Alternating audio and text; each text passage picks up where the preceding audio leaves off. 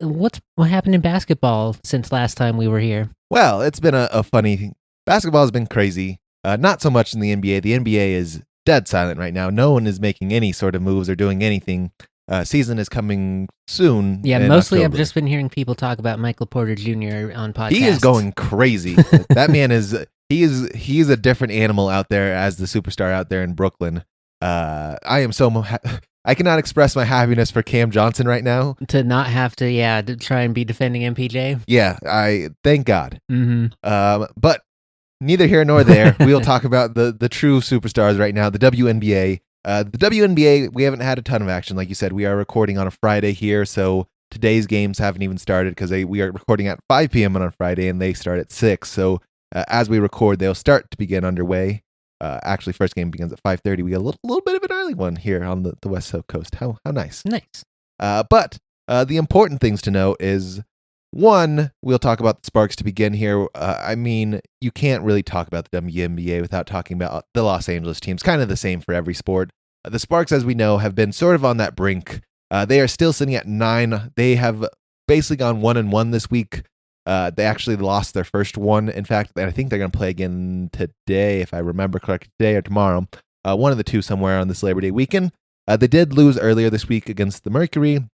Not super ideal.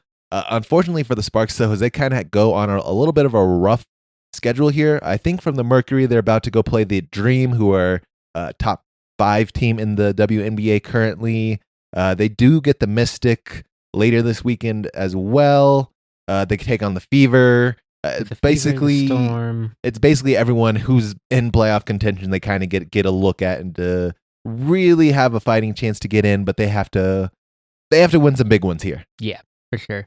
Because as we said, this is sort of the tail end of the season here. Time to make your moves if you're making them. It is do or die time. There's only a handful of games left now. We've been talking about the end is coming now for 20 games, but now we're down to about a handful for most teams coming up here. Yeah, less than 2 weeks of game action left on the schedule here before we're in playoffs.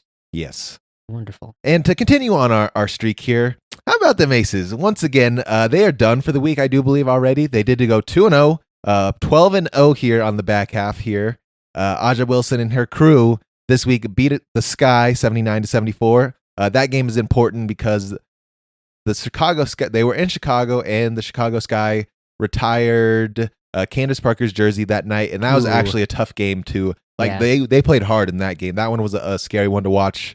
79-74 is a pretty close They one. were back and forth pretty much. It really came down to the last few minutes of the game, which was terrifying as an Aces fan, and we know how Chicago's been kind of playing all year, so not ideal, but they did it. And name of the game is you just need to come out with wins. I say that now, and I'm gonna once again I will be a little bit of a hypocrite on that sometimes. They also beat the Dream earlier this week as well on Wednesday, I do believe, 81-75. Atlanta Dream, another top team. I think they're top 5 right now. Dreamer in the 3 spot now they after being knocked out by the Aces of the number 2. Yep, the Aces take the number 2 spot with their 12-0 run and clinch a playoff spot. Them and the Lynx are in, which is a crazy statement to say, especially after how we've been covering them from the beginning of this podcast. At the All-Star break, the Aces were on the outside looking in, if I remember correctly. They were sitting at 11. Yeah, absolutely insane run. 12 in a row. I mean, are we looking at what's the WNBA record for games in a row? I do not know that off the top of my head. That's good information I should have put down. I think there's been bigger streaks because the Aces. I'm sure there have. Yeah, the Aces the Aces had a run where I think they had a season where they only lost a couple. 2 games in a season or something like that. Quick Google here says that the longest streak is 18 by the 2001 Los Angeles Sparks. Yeah, that team is also very, very good. Yeah. So with Lisa Leslie, yeah. I mean, another couple. Stay hot at the end of the season here, and we might be able to get in striking range of that one. They are hot at the right time. I am a little worried because we always talk about the philosophy of they are hot at the end here, but if they are burning the fuel too fast right now? Are you burning the fuel too fast? And what happens if a bye comes along? If you end up in one of those spots, you kind of lose the momentum, which has been sort of what's propelling this. Luckily, it's in a series, which I don't know.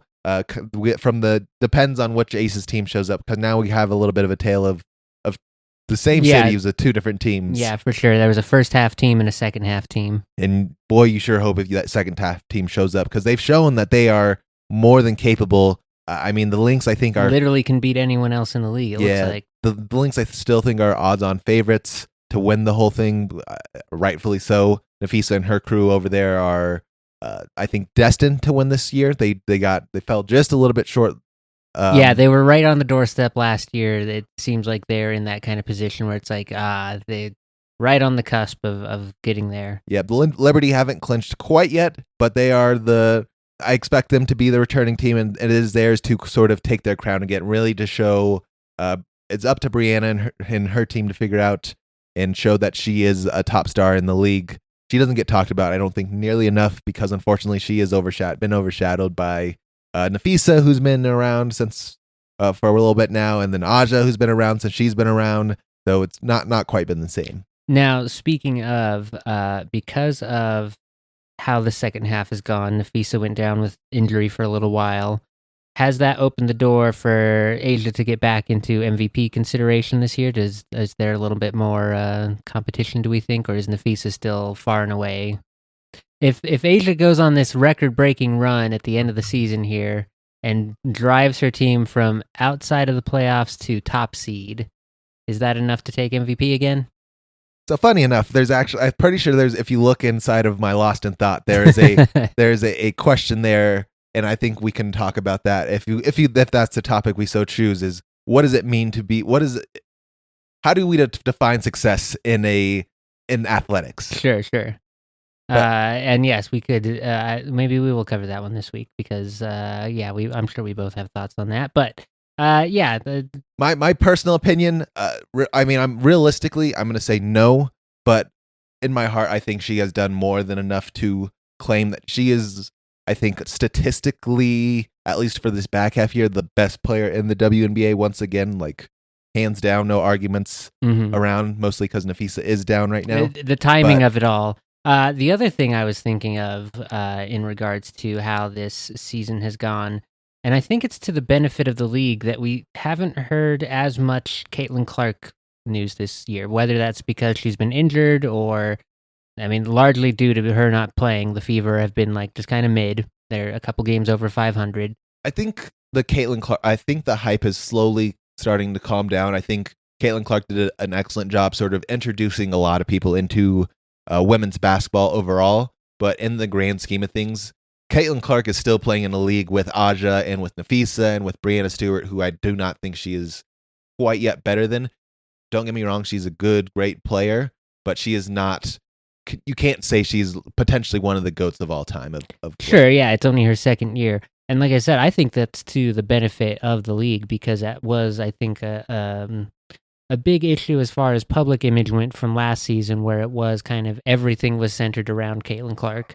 And that was who was her opponent, what matchups is she in, and that really did feel kind of unsustainable for a long-term like marketing strategy of like, yeah, we're growing this game with this one person. So yeah, it has felt a little bit more organic. Like Paige Beckers has done an admirable job of stepping into those very intimidating shoes of being like the touted number one draft pick.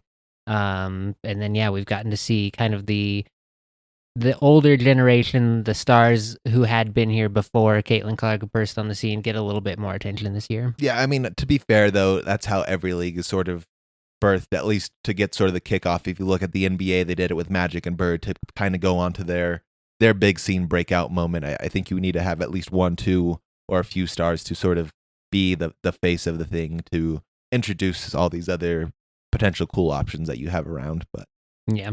Any other basketball news? Nope. We are going Aces, seeing how long that undefeated streak can last. It would be the thought of them potentially continuing on their streak at least up into through the playoffs, at least that first round, be crazy. Absolutely wild, yeah. Like I said, getting into Rocktober territory in terms of hotness. Very good. Well, if that is